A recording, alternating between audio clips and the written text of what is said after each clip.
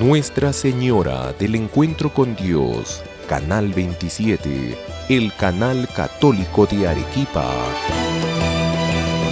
presenta La Voz del Pastor.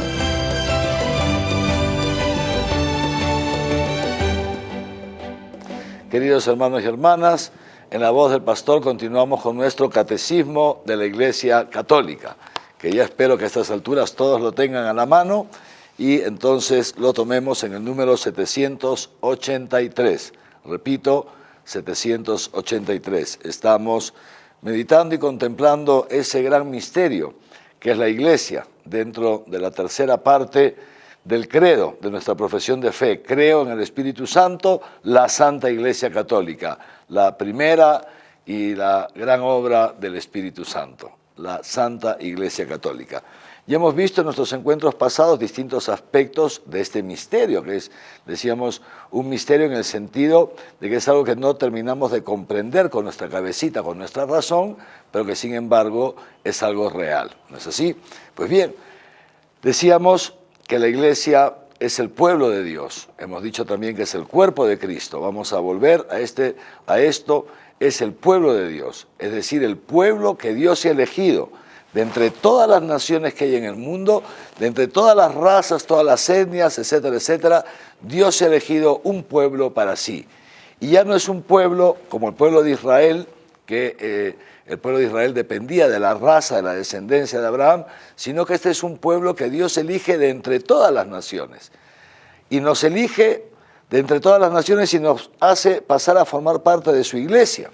Y entre nosotros, como bien dice entonces San Pablo, ¿no es cierto?, ya no hay ni judíos ni griegos, ni esclavos ni libres, ni varones ni mujeres, en este sentido, sino que todos somos hijos de Dios, formamos parte de este pueblo. El número 783 hasta el número 786 nos presentan tres características típicas de este pueblo. Es un pueblo sacerdotal, es un pueblo profético y es un pueblo real o regio, es decir, que participa de la realeza de Jesucristo. Y nos lo explica muy bien el Catecismo. Es decir, nosotros por el bautismo, esto ya lo hemos visto en algún momento anterior, por el bautismo, en el momento en que somos bautizados, somos como injertados en Cristo. Somos como injertados en Cristo. Esto es una de las consecuencias reales, prácticas, digamos así, del bautismo. El bautismo nos injerta en Cristo y al injertarnos en Cristo, entonces hay, digamos así, dos consecuencias inmediatas. Primero, Cristo entra a vivir en nosotros. Y donde está una de las personas de la Trinidad, están las otras dos personas. Eso lo hemos dicho ya antes. Es decir, la Trinidad, aunque son tres personas distintas, son un solo Dios verdadero. Y donde está uno, están los otros dos. Esto se llama la pericoresis, un término un poco difícil que no hace falta aprenderlo de memoria, pero este término significa eso, que donde está una persona están las otras dos, que cada persona está en las otras dos de la Trinidad.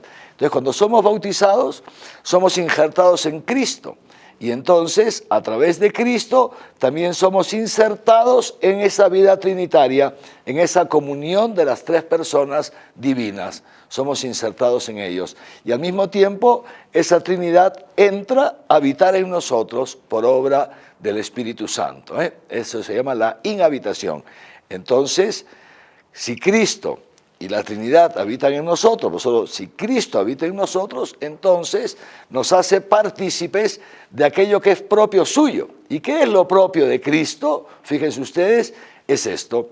Cristo es sacerdote, es profeta y es rey. Y entonces nosotros, en virtud del bautismo, en Cristo y con Cristo, somos también un pueblo sacerdotal, un pueblo profético y un pueblo real. Vamos a comenzar por el primero, pueblo sacerdotal. Desde la encarnación del Verbo, o sea, el nacimiento de Jesús de Nazaret, y de manera especial desde la última cena y la Pascua que Jesús vive en su propia carne, es decir, su pasión, muerte y resurrección, Cristo ha sido constituido como el único sumo y eterno sacerdote. Esto lo explica muy bien, por ejemplo, la carta a los Hebreos. Es decir, hay un solo sacerdote, un único mediador entre Dios y los hombres. Y ese único sacerdote es para nosotros, los cristianos, es nuestro Señor Jesucristo. También lo es para aquellos que no creen en Dios, para aquellos que no son cristianos también lo es, aunque ellos no lo sepan. Pero muy bien, vamos a hablar de nosotros. Jesucristo es el único sumo y eterno sacerdote. Jesucristo ha inaugurado un nuevo sacerdocio, porque el sacerdocio no es exclusivo de los cristianos, de la fe cristiana, no. Todas las religiones en general, las religiones precristianas, etcétera, han tenido también sus sacerdotes. ¿En qué consistía el sacerdocio precristiano? ¿En qué consiste el sacerdocio precristiano? En que el sacerdote es una persona elegida de entre los hombres, algunas veces también entre las mujeres, ¿no es cierto?, para ser mediador entre el pueblo y Dios, y sobre todo para ofrecer a Dios sacrificios en nombre del pueblo. ¿Pero qué sacrificios ofrece? Esto es lo propio del sacerdocio no cristiano. ¿Qué sacrificios ofrece a terceras personas? Ofrece cosas ajenas.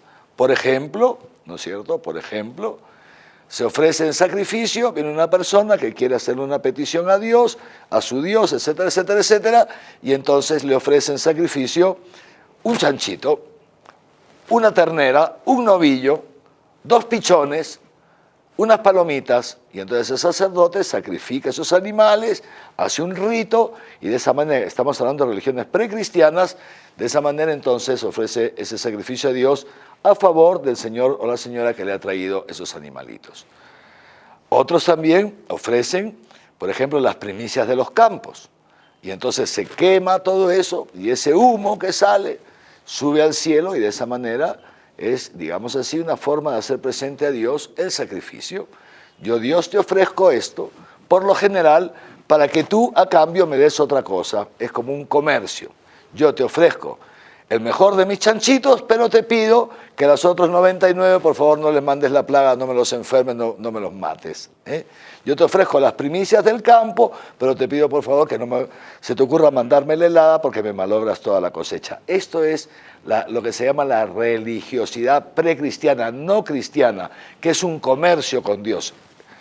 El cristianismo no tiene nada que ver con esto.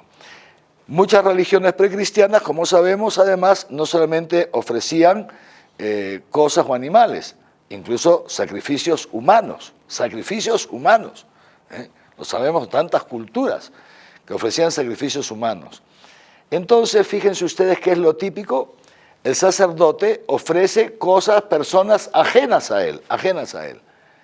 Con Cristo se ha inaugurado la iglesia, con Cristo se ha inaugurado el cristianismo y se ha inaugurado en Cristo un nuevo sacerdocio. ¿En qué consiste ese nuevo sacerdocio? En que Jesucristo, que es el sacerdote, no ofrece cosas, no ofrece animales, no ofrece a otras personas, sino que se ofrece Él mismo. Es decir, lo típico del sacerdocio cristiano es que el sacerdote es al mismo tiempo víctima. Jesús, el sacerdote, es Él que se ofrece como víctima a su Padre. ¿Como víctima de quién? Como víctima nuestra, como víctima de nosotros los hombres, para el perdón de nuestros pecados. Y entonces, así Jesucristo es constituido como sumo y eterno sacerdote. Nosotros los cristianos participamos en ese sacerdocio. ¿Y cómo participamos en el sacerdocio de Cristo? Fíjense qué cosa tan bonita.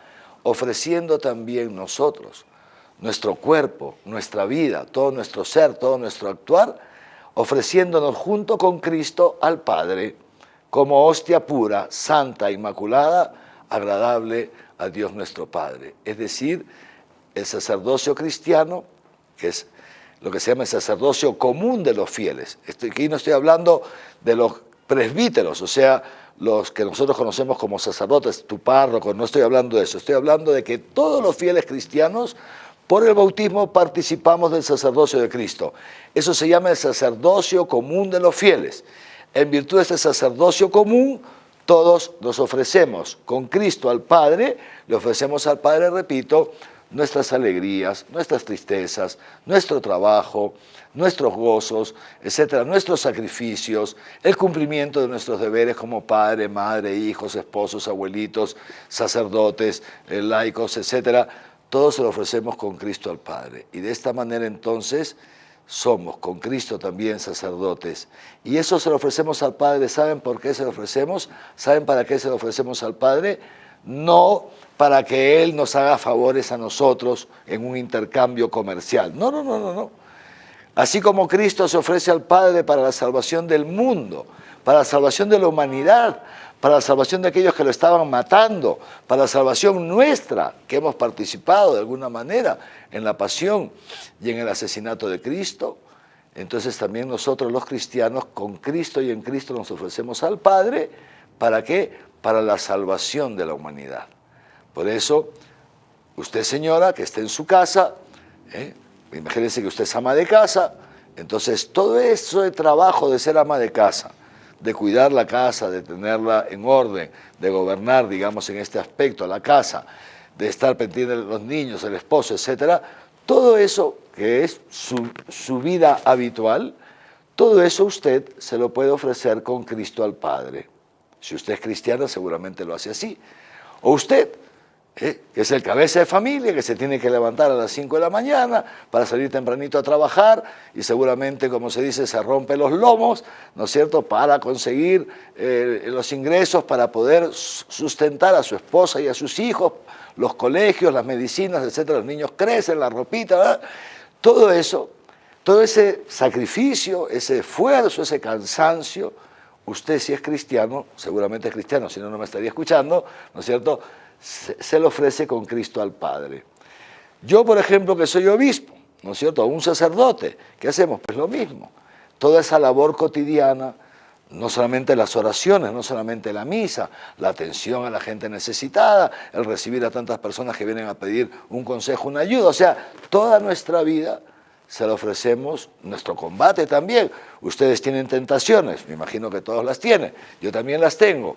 Ese combate contra la tentación para ser fieles a Dios, para no caer en un pecado, todo eso se lo ofrecemos cada día a Dios Padre, se lo ofrecemos con Cristo y en Cristo. En esto consiste el sacerdocio común de los fieles.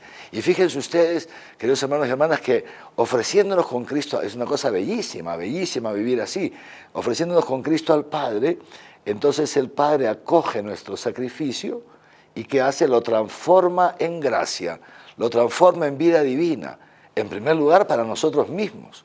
Los primeros beneficiados es cada uno, pero también para aquellas personas por quienes se los ofrecemos.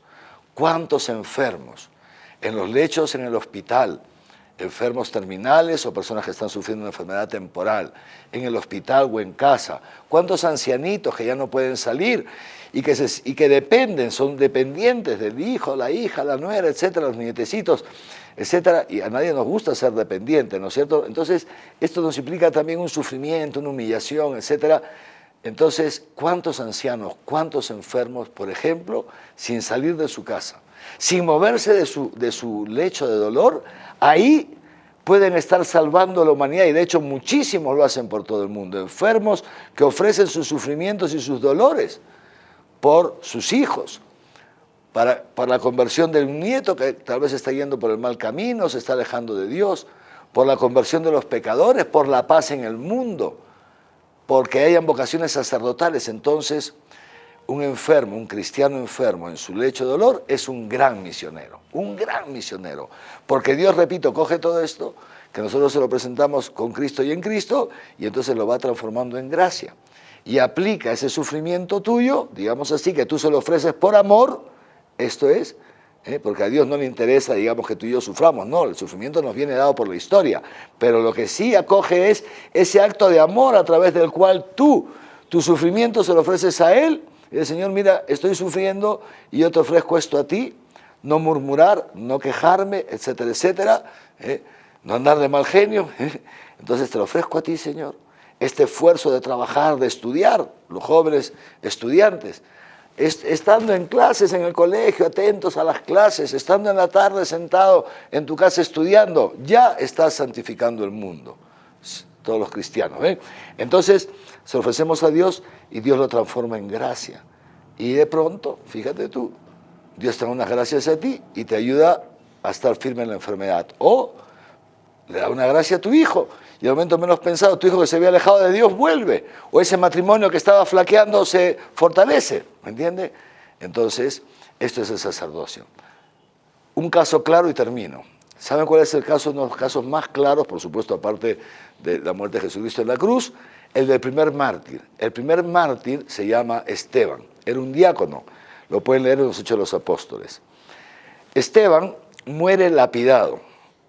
Muere lapidado. Los judíos lo lapidan a Esteban, porque no aceptaban que fuera cristiano. Dice los Hechos de los Apóstoles que mientras a Esteban lo estaban lapidando, no sé lo que es lapidar, agarrar a pedradas, así lo mataron al pobre Esteban.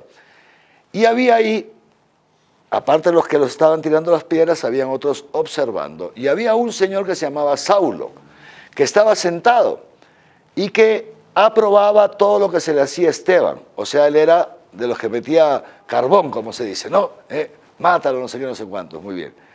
Este señor Saulo, y Esteban estaba ahí. Y ¡pum! Le cayó una pedrada y ¡pah! Ese dolor se lo ofrecía a Jesucristo, con Jesucristo a Dios. Y ¡pah! Otra pedrada y ¡pah! Le rompían el ojo y se lo ofrecía con Cristo a Dios Padre. ¿Y qué dice Esteban? Padre, como Jesucristo, perdónales porque no saben lo que hacen. Esteban se ofrece su muerte injusta, la ofrece para el perdón de sus verdugos. ¿Qué hizo Dios? Dios coge ese sufrimiento de Esteban, ¿no? Lo recibe ese ofrecimiento que le hace Esteban y lo transforma en gracia. ¿Saben cuál fue el fruto de la muerte de este diácono mártir? Era diácono. ¿Saben cuál fue el fruto? La conversión de ese Saulo, que se convirtió y es ni más ni menos que el gran San Pablo, el más grande, después de Pedro, el más grande de los apóstoles, el que llevó el evangelio a todos los pueblos paganos conocidos en su época. Fíjense ustedes, todo lo que puede hacer un cristiano, cambiar a un hombre como Pablo, un asesino, transformarlo en un gran santo.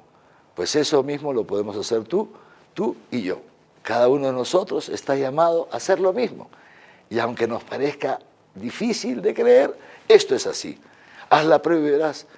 Entramos con Dios en la historia y ofrecemos los sufrimientos de nuestra historia a Dios Padre en Jesucristo y con Jesucristo, unidos a la pasión de Cristo. Dios lo transforma en gracia, te santifica a ti, santifica a tu familia, santifica a tanta gente que lo necesita, saca del pecado a tanta gente y transforma tantos corazones malos en corazones buenos.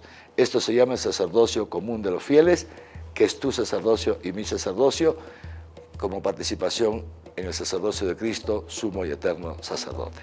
Amén. En nombre del Padre, del Hijo y del Espíritu Santo. Amén.